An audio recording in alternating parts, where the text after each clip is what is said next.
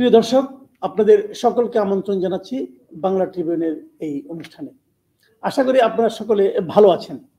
ভালো আছেন বললাম এই কারণে যে আমরা এর আগের অনুষ্ঠানটা 15 দিন আগে যে অনুষ্ঠানটা করেছিলাম, তারপর 15 দিন পরে আজকের অনুষ্ঠানটা করতে এসে আমরা কিন্তু একটা নতুন বাস্তবতার মুখে বসে আছি। 15 দিন আগে যে একটা দুঃসহ পরিস্থিতি দেশে বিরাজ করছিল, একটা অস্থিরতা, একটা অনিশ্চয়তা ছিল, এখন অন্য একটা সমস্যা, অন্য একটা বাস্তবতা, যে এখন একটা আতঙ্ক এক ধরনের আছে যে আমরা কি যা পেতে চাচ্ছি তা পেতে পারবো, সে ধরনের কোনো সম্ভাবনা কি আমরা দেখছি, অথবা আমাদের প্রত্যাশা কতটুকু পূরণ হবে নতুন এই সরকারের মাধ্যমে। বুঝতেই পারছেন, আমরা এর আগের শেখ হাসিনা সরকারের বিদায়ের পর আমরা এই অনুষ্ঠানটা প্রথমবারের মতো করছি। প্রিয় দর্শক, এই নিয়ে আলোচনা করার জন্য আমরা দুজন সিনিয়র সাংবাদিকের কে আমন্ত্রণ জানিয়েছি। ওনারাও তাদের গুরুত্বপূর্ণ সময় দিয়েছেন আমাদের জন্য। আজকে আমাদের অতিথি হিসেবে আছেন সিনিয়র সাংবাদিক জনাব এম এ আজিজ এবং আরেকজন সিনিয়র সাংবাদিক জনাব আবু সাইদ খান। আজিজ ভাই এবং সাইদ ভাই, আপনাদের দুজনকে আমাদের অনুষ্ঠানে স্বাগত জানাচ্ছি। আমি প্রথমেই সাইদ ভাই আপনাকে দিয়ে শুরু করতে চাচ্ছি যে আপনি তো সবই জানেন, নতুন করে ভূমিকা দেওয়ার কিছু নেই। 5 তারিখে যখন শেখ হাসিনা দেশ ফিরে পালিয়ে গেলেন, ঠিক সেই মুহূর্তে আপনার অনুভূতিটা আসলে কেমন ছিল, এটা যদি একটু আমাদের বলতেন। একটা শ্বাসরুদ্ধকর অবস্থা ছিল। বুকের উপর জগদ্দল পাথরের মতো একটা কর্তৃত্ববাদী শাসন চেপেছিল। তো মনে হলো যে নিশ্চিতি পেলাম এবং একটা স্বস্তির নিঃশ্বাস পেরেছি। অনেকদিন স্বস্তির নিঃশ্বাস থাকতে পারিনি। আতঙ্ক পিছে পিছে ধাওয়া করত, হুমকি ধমকি মুখে থাকতে হতো। মুক্ত কণ্ঠে কথা বলতে পারতাম না, যা বলা উচিত বলতে পারতাম না, যা লেখা উচিত লিখতে পারতাম না। যতটুকু লিখেছি কিংবা বলেছি তার জন্য অনেক শাসানি, ভোগ, চোখ রাঙ্গানি শুনতে হয়েছে। একটা আতঙ্কজনক অবস্থা ছিল। এটা কেবল আমার নয়, সারা দেশের মানুষের জন্য একটা আতঙ্ক বিরাজ করতো। কথা বলার কোনো অধিকার ছিল না। এবং সেখানে বাংলাদেশের প্রধানমন্ত্রী তিনি দম্ভ করে যাকে যা খুশি তাই বলেছেন। সংগ্রামী, রাজপথে সংগ্রামরত শিক্ষার্থীদেরকে রাজাকারের নাতিপুতি বলে আখ্যায়িত করেছেন। দুর্ভাগ্যজনক। এবং উনি মনে করেছেন কি দিবেন কি দিবেন না এটা তার জন্য ব্যক্তিগত এখতিয়ার, কিন্তু রাষ্ট্রের সম্পত্তি, সেটা অধিকার, এর জন্য যারা লড়াই করে তাদের প্রতি যে সম্মান দেখানো উচিত, যে শ্রদ্ধাবোধ থাকা উচিত, সেটা মোটেই ছিল না। তো এমনই একটা অবস্থা পতন ঘটেছে এবং নতুন একটা যাত্রা শুরু হয়েছে। এটা আমার মনে হয় অনিবার্য ছিল, অবশ্যম্ভাবী ছিল। এবং সেই অনিবার্য, অর্থাৎ শেখ হাসিনার পতন অনিবার্য হয়ে উঠেছিল, আওয়ামী লীগের পতন অনিবার্য হয়ে উঠেছিল এবং সেই পতন ঘটেছে এবং এটাই স্বাভাবিক। অর্থাৎ একটা পরিবর্তনের হাওয়া এখন দেশে বইছে। জি, আপনার কাছে আমি আবার আসবো জনাব এম এ আজিজ। আপনার কাছে আমি ঠিক একই প্রশ্নটা করছি যে উনি যে দুঃসহ পরিস্থিতি, যে দুঃসহ অবস্থা ছিল, আমরা দম ফেলতে পারছিলাম না, যা ভাবছি তা করতে পারছি না, যা ভাবছি তা লিখতে পারছি না, এই ধরনের পরিস্থিতি, এই ধরনের পরিবেশ আপনি এর আগে কতদিন আগে থেকে অনুভব করতেন? দেখেন, আপনাকে ধন্যবাদ এবং সাইদ ভাইকে সালাম।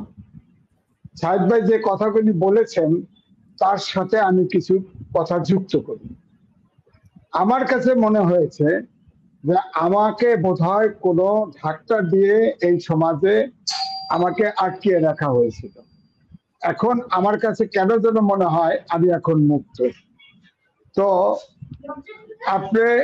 আপনারা জানেন নাই এবং বলি নাই, আমি কোনো রাজনৈতিক দলের সক্রিয় সদস্য না। অথচ টকশোতে কিছু মেপে ঝুঁকে কিছু কথা বলার কারণেও আমার পরিবারের সদস্যদেরকে কিন্তু ধরার চেষ্টা করেছে। কিন্তু আমার পরিবারের সদস্যরা অনেক ব্রিলিয়ান্ট, তাই তাদেরকে ধরতে পারে নাই। অর্থাৎ শুধুমাত্র আওয়ামী লীগের প্রতি অনুগত ছাড়া কারোর জন্য এই দেশটি ছিল না। এটা আমরা অনেকে সাহস করে বলতে পারিনি।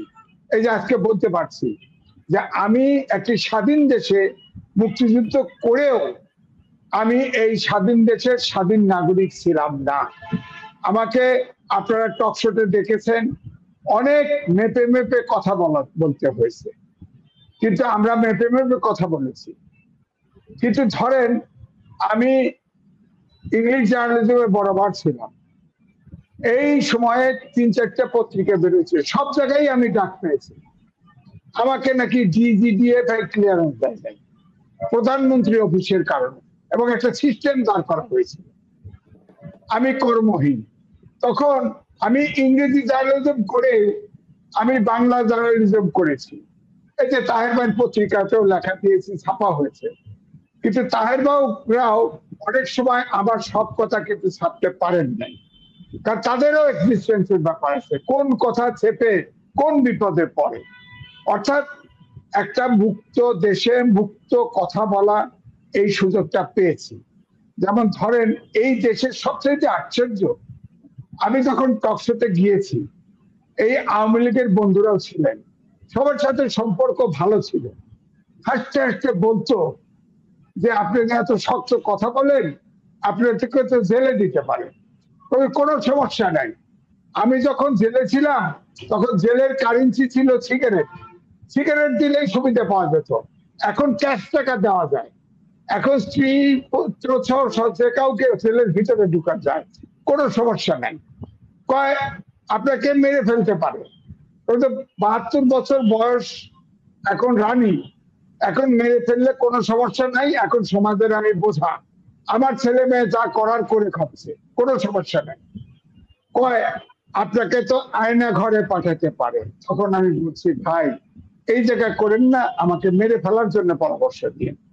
এই যে আয়না ঘর, সবচাইতে দেখেন গণহত্যা হয়েছে তার চাইতেও ভয়ঙ্কর হচ্ছে আয়না ঘর। একটা গণতান্ত্রিক লোক কি কোনো আয়না ঘরে এইভাবে 8 বছর 10 বছর কোনো লোককে এইভাবে নির্জন কারাগারে রাখতে পারে, নির্জন গুহায় রাখতে পারে?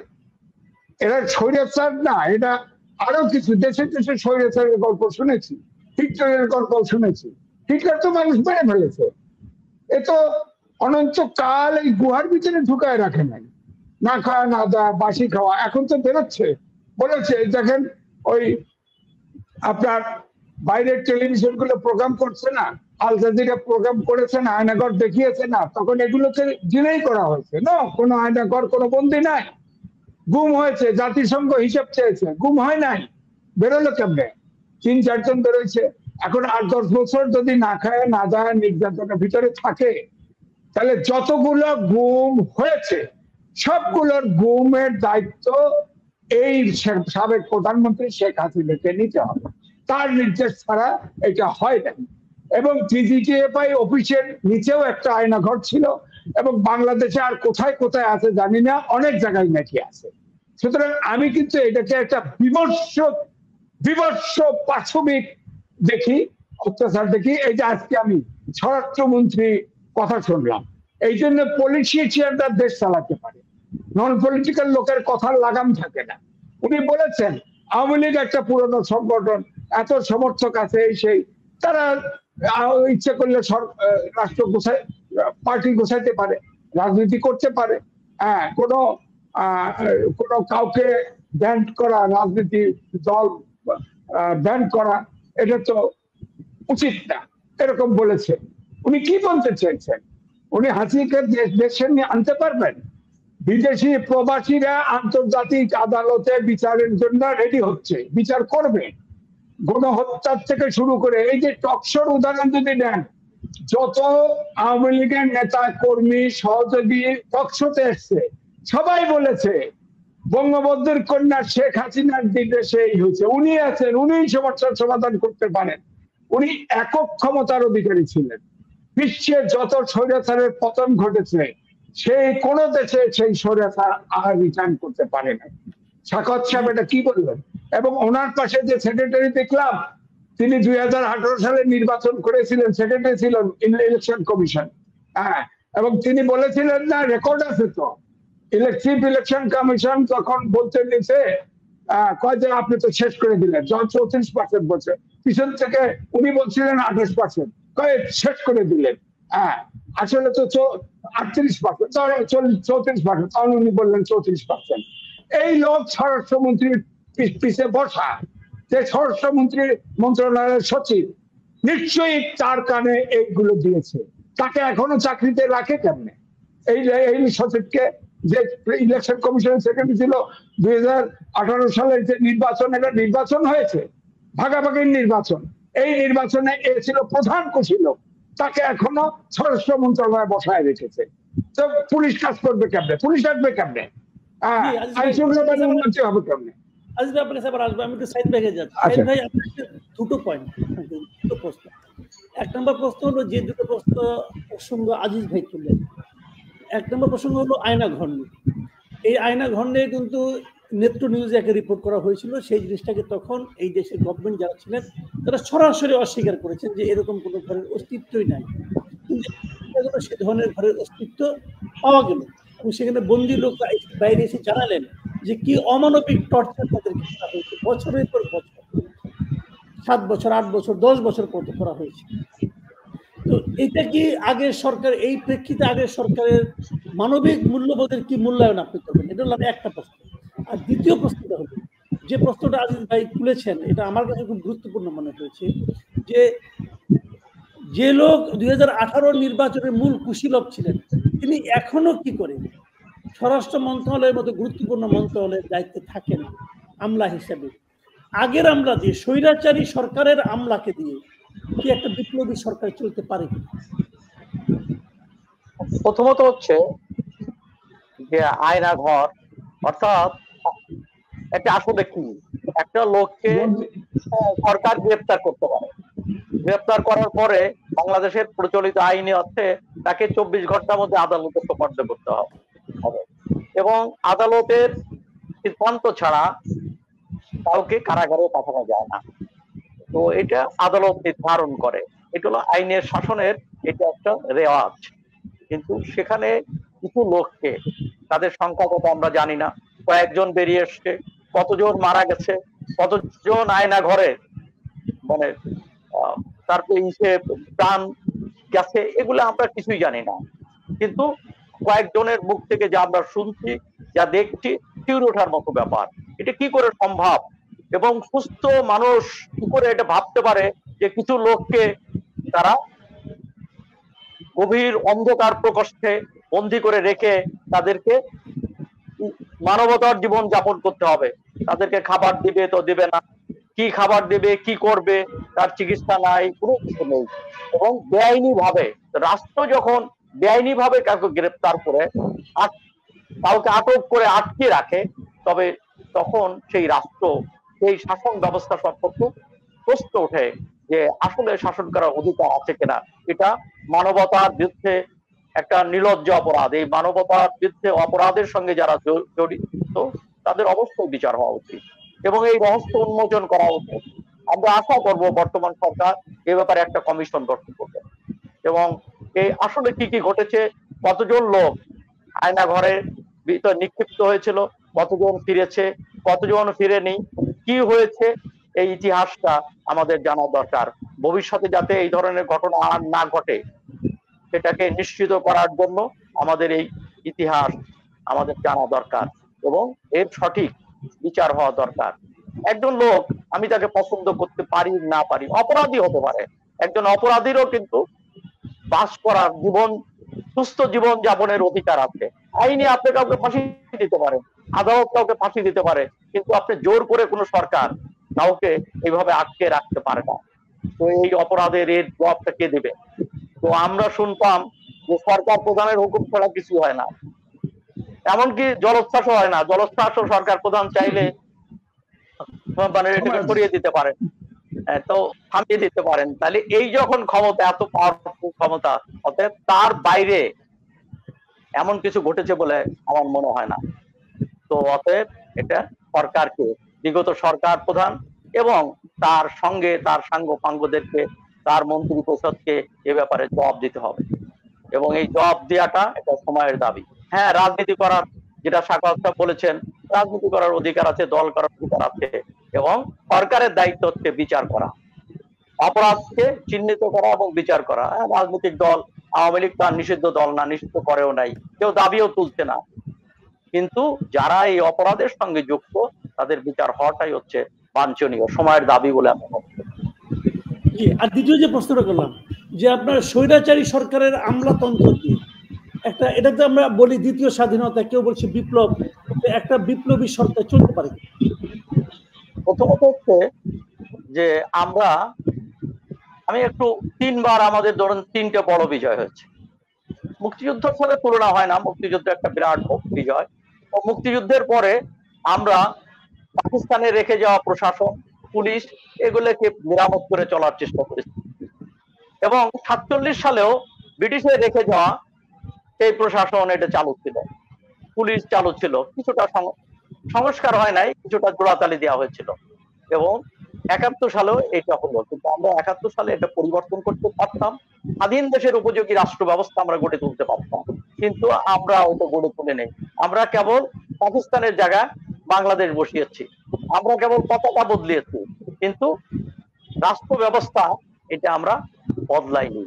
আমরা পুলিশ প্রশাসন যেভাবে ছিল সেইটাকে আমরা করেছি এবং যে কারণে আমরা সেই বিজয়কে করে রাখতে পারিনি। মুক্তিযুদ্ধের মধ্যে যে বিরাট বিজয়, 30 লক্ষ মানুষের রক্তে কিনা যে স্বাধীনতা, সেই স্বাধীন দেশ যেভাবে চলা উচিত ছিল সেটা আমরা পারিনি এবং সেই পরিবর্তনের একটা সুযোগ ছিল, সুযোগটা আমরা হাতছাড়া করেছি। 90-এর গণঅভ্যুত্থানের মধ্যে দিয়েও অনেকটা সুযোগ এসেছিল, অ্যাটলিস্ট গণতান্ত্রিক বিধি ব্যবস্থা কায়েম করার সুযোগ এসেছিল। 3 জোটের রূপরেখা ছিল, সেখানে সব কালাকানুন বাতিলের কথা ছিল, বেতার টেলিভিশনের স্বায়ত্ত শাসনের কথা ছিল এবং সেখানে প্রশাসনিক সংস্কারের কথা ছিল, সমস্ত কিছু অনেক, সেই রূপরেখাও কিন্তু এটা কোথায় যায়, এটাকেও আমরা বোধহয় হিমাগারে পাঠিয়ে দেই, এই রূপরেখা বাস্তবায়নটা করে না এবং এটা সেই সময় ক্ষমতা আসা বিএনপি সরকারও করে না, পরবর্তীতে আওয়ামী লীগ সরকারও করে না। কিছু একটা যেটা বিচারপতি শাহাবুদ্দিন আহমেদের যেমন প্রেস অ্যান্ড পাবলিকেশন অ্যাক্ট বাতিল করেছিলেন, এর সুফল আমরা পেয়েছি এবং আশা করেছিলেন যে বাকি বেশ কিছু সেই সময় তার সদস্যরা যারা কিছু সুপারিশ হাজির করেছিলেন, আমরা আশা করেছিলাম ওই সুপারিশগুলো বাস্তবায়ন করবেন, কিন্তু কিছুই করা হয়নি। এইবার আরেকটা বিজয় হয়েছে এবং আমাদের দুটো বিজয়ের হাতছাড়া হয়ে যাওয়ার পর আমরা এবার আরেকটা বিজয়, এরপর তৃতীয় বিজয়ের পর আমাদের ভাবতে হবে এটাকে আমরা কিভাবে কাজে লাগাতে পারি। অর্থাৎ এই সময় প্রশাসন, রাষ্ট্র যে ব্যবস্থা সেটা মেরামত করা দরকার। ছাত্ররা তো দাবি করেছিল, একসময় ছাত্ররা দাবি করেছিল, তারা দেওয়ালে লিখেছিল রাষ্ট্র মেরামত করতে হবে। তো আমার মনে হয় এই রাষ্ট্রটাকে মেরামত করাটা এখন সময়ের খুবই গুরুত্বপূর্ণ বিষয় এবং এটা মেরামত না করতে পারলে ওই ব্যক্তি, একজন ব্যক্তি, যারা চিহ্নিত অপরাধী, যারা বিগত সরকারের স্বেচ্ছাচারিতার সাথী হয়েছিলেন, তাদেরকে চিহ্নিত করে সরাতে তো হবেই, কিন্তু সেটাই শেষ কথা নয়। শেষ কথা হচ্ছে এখানে এমন ব্যবস্থা দরকার, প্রশাসনকে এমন ভাবে বিন্যস্ত করা দরকার ভবিষ্যতে যেন আর কোনো শাসক স্বেচ্ছাচারী হয়ে না ওঠে। আমরা এই খেলা আর কতকাল দেখবো? আমরা কতকাল দেখবো যে সরকারের পর সরকার যাবে কিন্তু পরিবর্তন হবে না, যেই ক্ষমতা যায় সেই স্বেচ্ছাচারী হয়ে ওঠে। আমরা এই অবস্থার একটা অবসান হওয়া দরকার, এর একটা দাড়ি টানা দরকার। আমরা চাই না, আমরা মনে করি না যে এতে কোনো লাভ হবে যে আওয়ামী লীগের পরিবর্তে বিএনপি ক্ষমতা আসলো। যদি একই ব্যবস্থা চালু থাকে, একই আইন কানুন চালু থাকে, একই ধরনের মন মানসিকতা থাকে, তাহলে কি লাভ হবে? কোনো লাভ হবে না। অতএব এখানে আজকে আমার মনে হয় রাজনৈতিক দলগুলোকে সম্মত হওয়া উচিত সবাই যে রাষ্ট্র ব্যবস্থার প্রয়োজনীয় সংস্কার, এটা হচ্ছে গুরুত্বপূর্ণ বিষয়। আমি আজিজ ভাইকে, আজিজ ভাই আপনি খেয়াল করবেন গতকালকে ডক্টর ইউনূসের বিরুদ্ধে যে অর্থ পাচারের যে মামলা ছিল, অর্থ আত্মসাৎ এবং মানি লন্ডারিং এর যে মামলা ছিল, সেই মামলাটা প্রত্যাহার করা হয়েছে। এর আগে উনি যেদিন শপথ নিলেন তার আগের দিন মানে 7 তারিখে শ্রম আদালতের মামলাটাতে ওনাকে খালাস দেওয়া হয়েছে, 1938 খালাস দেওয়া হয়েছে। আমার প্রশ্নটা হলো আজকে যে প্রত্যাহার করা হলো, এটা হলো দুদক যারা নাকি মামলার বাদী, তারাই মামলাটা প্রত্যাহার করে নিয়েছে। দুদক মামলাটা দায়ের করেছিল তদন্তের মাধ্যমে, তদন্ত করে তারা ডক্টর ইউনূস এবং তার সঙ্গে আরো 17 জন না 16 জনকে দোষী সাব্যস্ত করে তারা কিন্তু মামলা করেছিল। এই যে মামলাটা প্রত্যাহার করা হলো, তাদের প্রত্যাহার করে নিলেন, এটা কি প্রমাণ করে? তাহলে কি আমাদের কোনো প্রয়োজন নাই? দুদক কি না। মামলা করে কি? শোনেন, আপনি এবং সাইদ ভাই আমার চেয়ে বেশি জানেন, তারপরেও আমি বলি আমাদের দুদক, এই দুদক নিয়েও কিন্তু প্রশ্ন আছে, সুশাসন আছে কিনা। এক, দুদকও বিচার বিভাগের মতোই, অর্থাৎ ক্ষমতা এবং ওই সুশাসনের অভাবের কারণে ওই দুই জায়গা দ্বারা প্রভাবিত হয়। উদাহরণ দেই, বাইডেন এখনো আমেরিকার প্রেসিডেন্ট, তার ছেলে মাদকাসক্ত হওয়ায় তিনি গ্রেপ্তার এবং তার 10 বছর জেল হবে। বাইডেন কিন্তু বলেছে যেহেতু আইনে অপরাধী হলে আমার তো কিছু করার নেই, এটা আমাকে মানতেই হবে, আমার কোনো বক্তব্য নেই।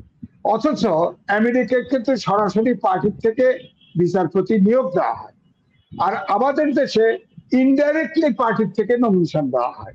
অর্থাৎ বিচারক আপনার আমাদের দেশে নিয়োগ করার ইয়েই হচ্ছে ওই অ্যাডভোকেটরা আছে, অ্যাডভোকেটদের ভিতর থেকে যে সরকার ক্ষমতা আসে সেই সরকারের দলের সমর্থককে বিচারপতি বানানো হয়।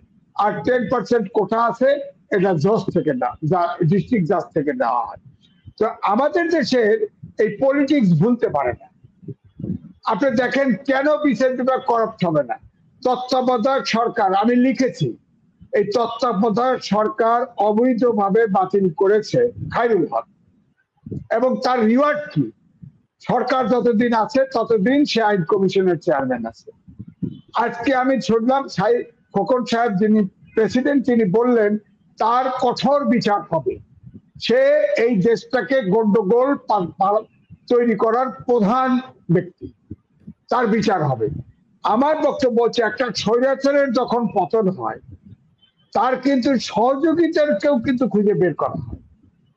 আপনি ধরেন, উদাহরণ দিই, ঘাতক দালাল নির্মূল কমিটি প্রথম থেকেই জামাতের নিষিদ্ধ চেয়েছে, এরপরে আপনার যুদ্ধাপরাধীর বিচারের আদালত থেকেও জামাতকে সন্ত্রাসী সংগঠন বলা হয়েছে। হ্যাঁ, কিন্তু এই জামাতকে নিয়ে বিএনপি, আওয়ামী লীগ কম আর বেশি সবাই কিন্তু তাদের সহযোগিতা নিয়েছে বা খেলা করেছে, আন্দোলন করেছে। এখন 2009 সালের আইনে, সন্ত্রাস দমন আইনে জামাতকে ব্যান করা, নিষিদ্ধ করা হলো। একই আইনে তো আওয়ামী লীগ কেন নিষিদ্ধ হবে না? তারা তো গণহত্যা করেছে, তারা না ঘর ভেঙেছে, তারা এই দেশের অর্ধেক লোককে কোন সরকারি চাকরি সুযোগ সুবিধার থেকে বঞ্চিত করেছে। তারা তো আরো বেশি খারাপ, তারা তো দেশদ্রোহী। তারা শুধু, ওরা তো মুক্তিযুদ্ধে পাক হানাদেরকে সহযোগিতা করেছে খুন করার জন্য, আর আওয়ামী লীগ তো নিজে খুন করেছে। সুতরাং ওরা তো ওদের চাইতে আরো পাপিষ্ট, কেন বিচার হবে না? এখন আপনি বলবেন যে আওয়ামী লীগ বিচার, আওয়ামী লীগের তো আপনার সব দেখেন, আপনি বলেন কোন সংগঠন নাই, যুবলীগ বলেন, ছাত্রলীগ বলেন, এদের তো হেলমেট বাহিনী হিসেবে পরিচিত। এবং আজকে প্রথম আলোতে ছাপা হয়েছে, তারা আপনার কি 580 জন লোক মারা যাওয়া পেয়েছে, তার ভিতরে তথ্য পেয়েছে আপনার 4 তারিখ থেকে 6 তারিখে যে নিহত হয়েছে 326 জন। 326 জনের মধ্যে দেখা গেছে এই হেলমেট বাহিনী বেশি মারা গেছে। জানেন নাকি? মারতে চাইছে, সরকারের পুলিশের সাপোর্ট নিয়ে মারতে এসেও কোনো অস্ত্র নাই, একটা লাঠি হাতে, এইসব পোলাপানের হাতে মারা গেছে বেশি। আপনার এই 360 এর ভিতরে 87 জনই হচ্ছে এই হেলমেট বাহিনী, ছাত্রলীগ, যুবলীগ, এরা মারা গেছে। হ্যাঁ, তারপরেই আছে আপনার পুলিশ 36 জন, তারপরেই আছে আপনার শিক্ষার্থী, তারপরে হলো বিএনপি জামাত। হ্যাঁ, আমার বক্তব্য হলো হেলমেট বাহিনী পুলিশের বডিগার্ড হয়েও, গার্ড দিয়েও তো আপনারা নিজেরাই জীবন দিলেন। তো আমার বক্তব্য হলো শেখ হাসিনা করলোটা কি? এই হত্যাযজ্ঞে এই তার পার্টির লোক নামিয়ে দিয়ে পুলিশ, আপনি দেখেন শেখ হাসিনা পালিয়ে যাওয়ার পরেও যাত্রা বাড়িতে মানুষ চলে যাচ্ছে শুনে, অথচ পুলিশ গুলি করে প্রায় 70-80 জন মেরে ফেলেছে। সেই হিসাবটা এখনো আসে নাই। আমার কাছে ভিডিও আছে, আমার কাছে পাঠায় যায়, আমার কাছে অটোমেটিক ভিডিও আছে। একটা বাচ্চা ছেলে ছাত্র গুলি করে একটা একটা ধরে ধরে সহায় ফেললো। এই পুলিশদেরকে যে হুকুম দিয়েছিল যে তোমরা যে কোনো পাবে যত জীবন যাক আমার সরকার রাখতে হবে, এটা পুলিশ বাহিনী এই যে যারা অনুগত, যারা হুকুমদাতা, হ্যাঁ, এখন সিপাহী যে গুলি করেছে সে তো হুকুম দিয়ে করছে, অন্তত হুকুমদাতা যতগুলো আছে সবগুলোকে অবশ্যই বিচার করতে হবে। এবং 25 বছর চাকরি হলে সরকারি চাকরিতে অটোমেটিক রিটায়ারমেন্টে পাঠাতে পারে।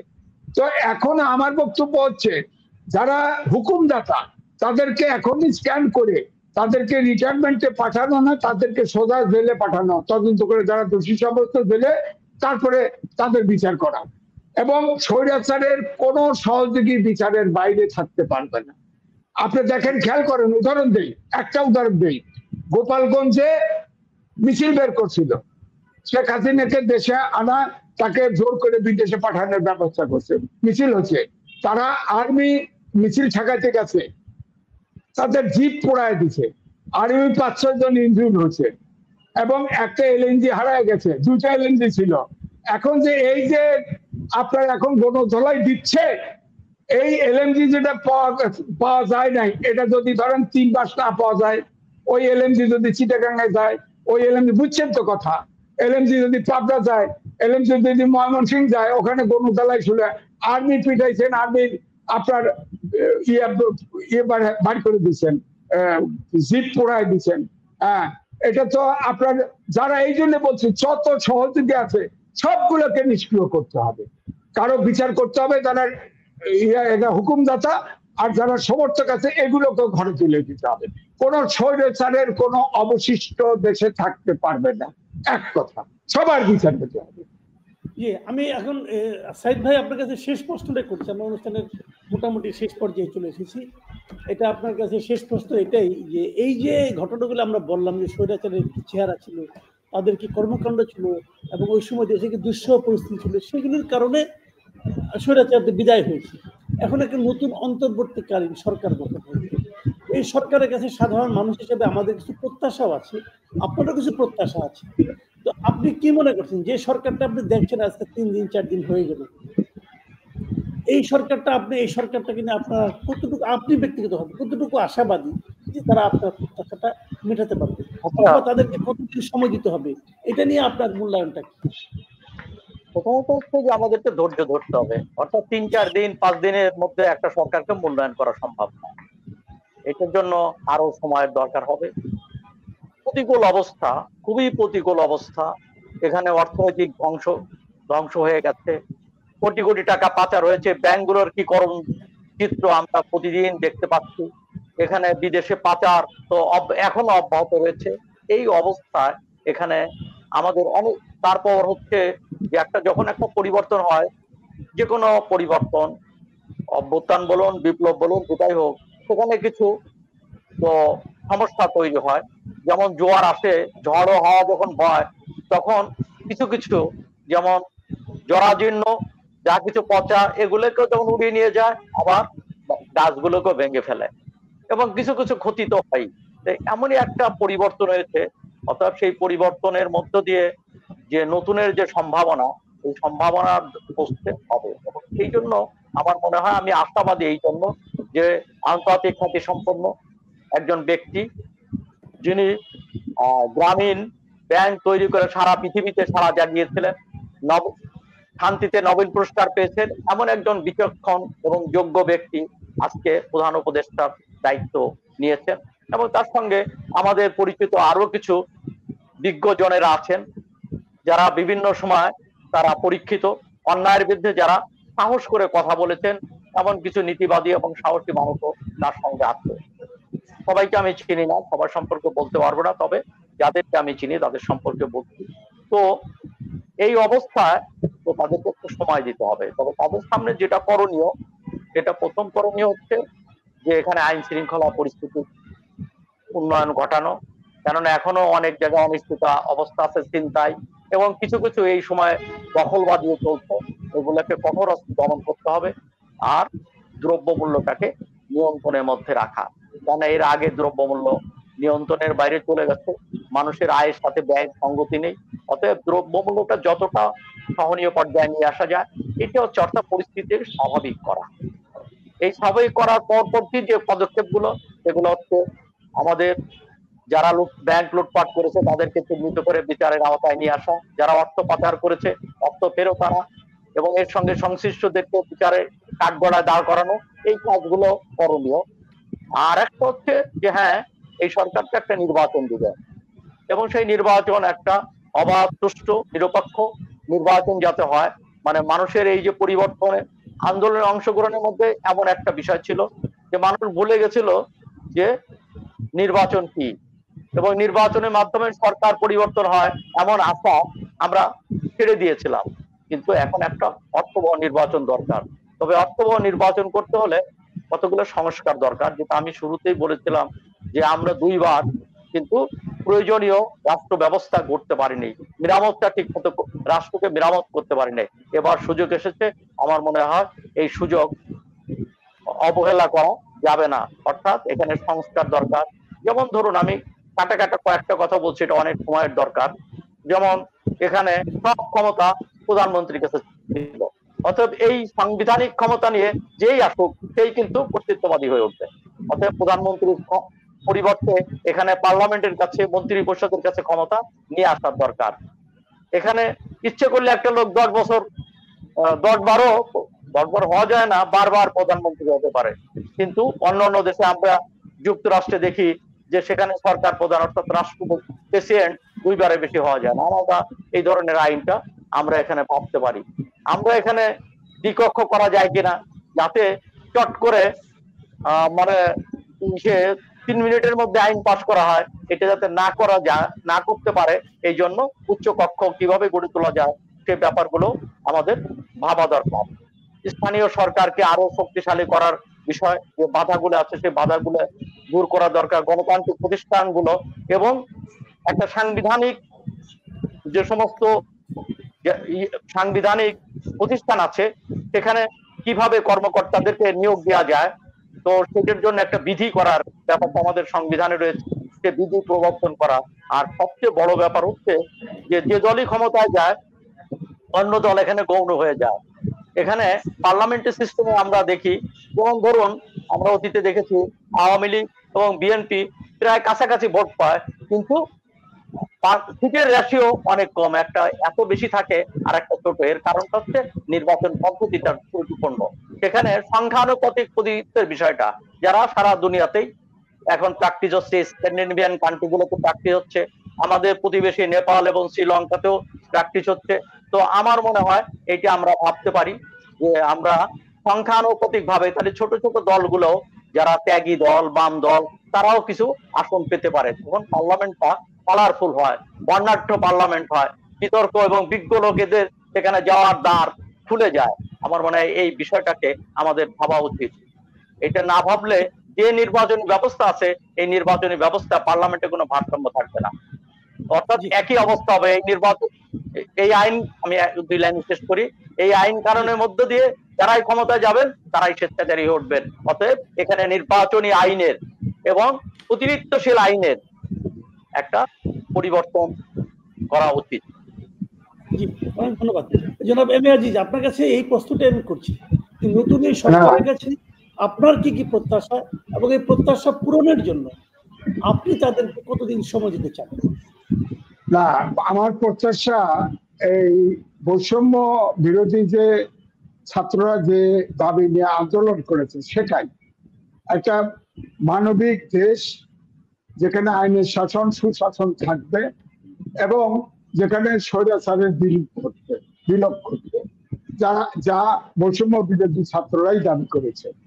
আমি সাহেববার সব কথার সাথে একমত। বিশেষভাবে গুরুত্ব দিতে চাই এখন যে রাজনৈতিক দলগুলো আছে এই দলগুলোর ভিতরে গণতন্ত্র নেই। সুতরাং এই দলগুলোকে দিয়ে গণতন্ত্র আশা করা খুবই দুরূহ।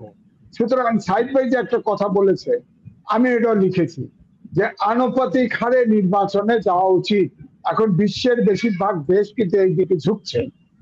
এখন আর ওয়েস্টার্ন গণতান্ত্রিক সিস্টেমে, ওয়েস্টমিনিস্টার সিস্টেমে যে ধরেন মেজরিটি পাইলেই হলো, সে ভোট 38% পাইলেও হলো বা 50% পাইলেও হলো, 50%।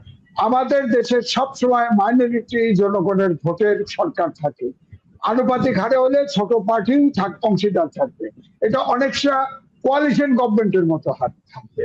তখন চেক এন্ড ব্যালেন্স থাকবে। আমাদের দেশের যে রাজনৈতিক দলগুলো, যেহেতু তাদের ভিতরে গণতন্ত্র নাই, উইনার টেক্স অল ওয়েস্টমিনিস্টার সিস্টেমে এটাকে ভেঙে দিতে হবে। এবং দুই কক্ষ বিশিষ্ট, যেখানে চেকস এন্ড ব্যালেন্স আমাদের সংবিধানে আছে, মৌলিক অধিকারের বিরুদ্ধে অসামঞ্জস্য কোনো আইন করা যাবে না, করলে সেটা অবৈধ আইন হবে। তাহলে বলেন 1974 সালের অ্যাক্ট কি করে থাকে? এটা সাংঘর্ষিক। 2009 সালের যে সন্ত্রাস বিরোধী আইন, এটা সাংঘর্ষিক। আপনার এই যে আমাদের যে সিকিউরিটি অ্যাক্ট করছে, ডিজিটাল সিকিউরিটি, এটা সাংঘর্ষিক। তারপরে তো আইন এটা কার্যকর আছে। সুতরাং আমার এই জন্য বক্তব্য হচ্ছে, তারপরেও শেষ কথা হচ্ছে, এই যে তত্ত্বাবধায়ক অন্তর্বর্তীকালীন সরকার আছে, এখানে একজনও রাজনীতিবিদ নাই।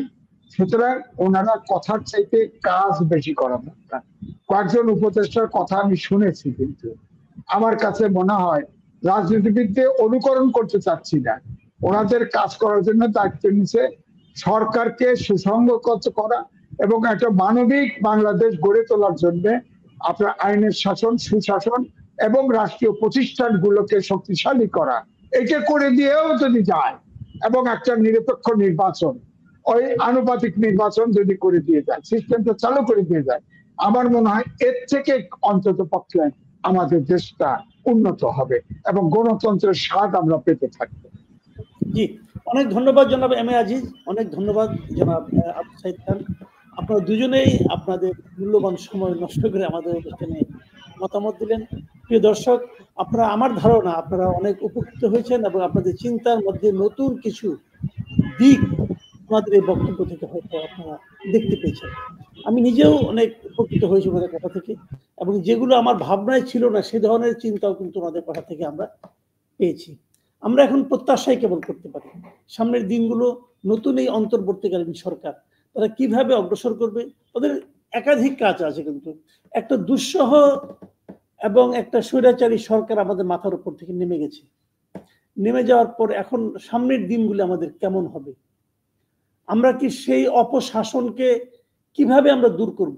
এবং 15 বছর 16 বছর তারা ক্ষমতায় ছিল, কিন্তু দেশের রন্ধ্রে রন্ধ্রে তাদের কিন্তু যে অপশাসনগুলো সেগুলো ঢুকে আছে, সেগুলো দূর করার এবং তারপরে একটা স্বাভাবিক জীবন যাপনের ব্যবস্থা করা এবং সেই সঙ্গে একটা সংস্কার করা, যে সংস্কারের মাধ্যমে ফ্যাসিবাদ অথবা স্বৈরাচারী ব্যবস্থা আসার পথ রুদ্ধ করা যায়।